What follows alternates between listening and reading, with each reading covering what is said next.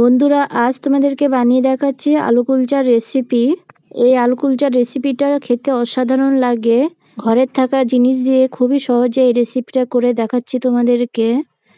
এখানে একটা বাটির মধ্যে 2 বাটি ময়দা নেব। তোমরা এটা আটা দিয়েও করতে পারো।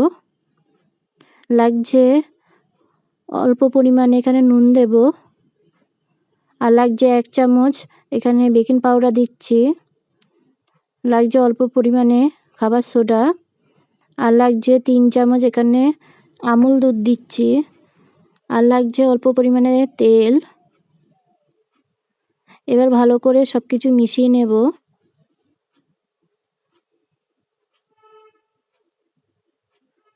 এই সময় অল্প পরিমাণে এখানে চিনি দিলাম, চিনিটা তোমাদের স্বাদ অনুসারে দেবে। এখানে 2টো আলু সেদ্ধ করে খোসা ছাড়িয়ে মেশিনের সাহায্যে এভাবে মিহি করে নিয়েছি।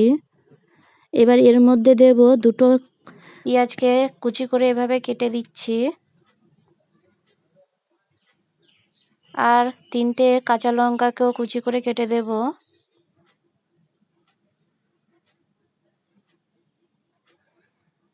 অল্প পরিমাণে আদাকে মিহি করে থেতো করে দিচ্ছি।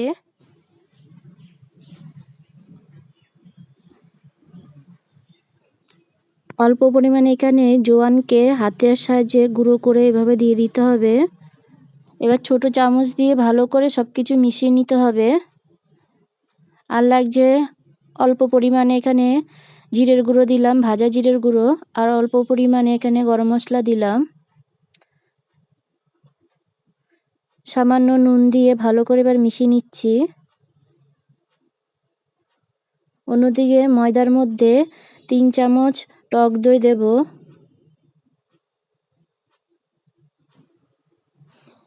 দইটাকে ময়দার সাথে ভালো করে মিশিয়ে নিতে হবে। এই সময় অল্প অল্প করে এখানে দুধ দিয়ে ভালো করে ময়দাটাকে মেখে নিতে হবে। তোমরা এখানে জলও ব্যবহার করতে পারো। বেশি শক্ত করেও নয়, আর বেশি নরম করেও মাখা যাবে না, সেই জন্য দুধটা অল্প অল্প করে দিতে হবে।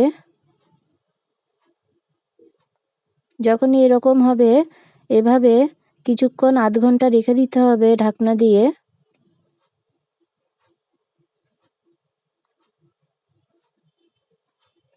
এখানে আলুর উপরে কিছুটা ধনেপাতা এভাবে দিয়ে দেব।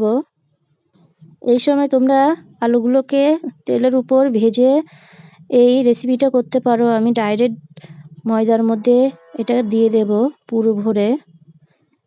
এইরকমভাবে লেচিগুলো করে তারও ভেতরে আলুগুলো দিয়ে দেব।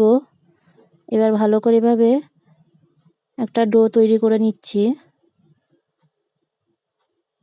2টো ডো করে নিয়েছি। এবার এগুলোকে ভালো করে বেলে নিয়েছি। এবার এর উপরে অল্প পরিমাণে সাদা তিল দিচ্ছি। তোমরা তিলের বদলে তোমরা কালো জিরেও দিতে পারো।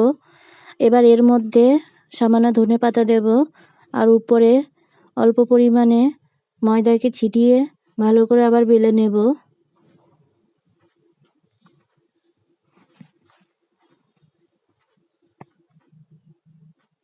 এইদিকে কড়াইয়ের মধ্যে কিছুটা জল ছিটিয়ে এর উপরে দিয়ে দিলাম।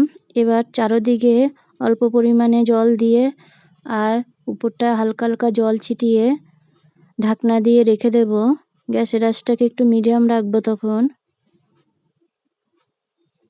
তোমাদের এই রেসিপি যদি ভালো লাগে আমার এই চ্যানেলটাকে সাবস্ক্রাইব করার জন্য অনুরোধ রইল। ভিডিওটাকে লাইক করে দিও, শেয়ার করতে ভুলো না, কমেন্ট করে জানাবে কেমন হয়েছে রেসিপিটা। এবার এর উপরে সামান্য একটু ঘি দেব। তোমরা এখানে সাদা তেল দিয়েও করতে পারো। এটা আমার ঘরের তৈরি করা ঘি, তাই অল্প পরিমাণে দিচ্ছি। এবার ঢাকনা দিয়ে রেখে দেব। দেখো কেমন হয়েছে। রেসিপিটা দেখার জন্য অনেক ধন্যবাদ। দেখা হবে আরেক ভিডিওতে। ততক্ষণের জন্য সবাই ভালো থেকো।